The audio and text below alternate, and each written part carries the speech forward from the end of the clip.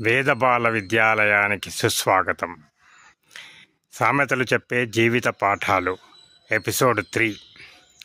ఈరోజు సామెత ఆలస్యం అమృతం విషం.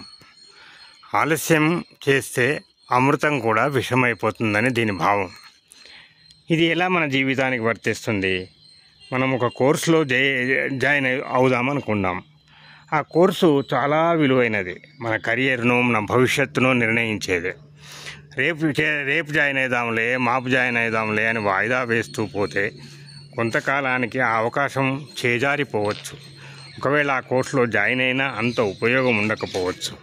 ఎందుకంటే ఇవాళ రేపటి కాంపిటేటివ్ మార్కెట్లో టైమింగ్ ఈజ్ చాలా ఇంపార్టెంట్. టైమింగ్ అనేది అందుకని ఆలస్యం చేయకుండా, మీనమేషాలు లెక్క పెట్టకుండా మనం వెంటనే ఆ కోర్సులో జాయిన్ అయిపోవాలి. అది మనకు ఉపయోగపడుతుంది, మేలు చేస్తుంది అనుకుంటే.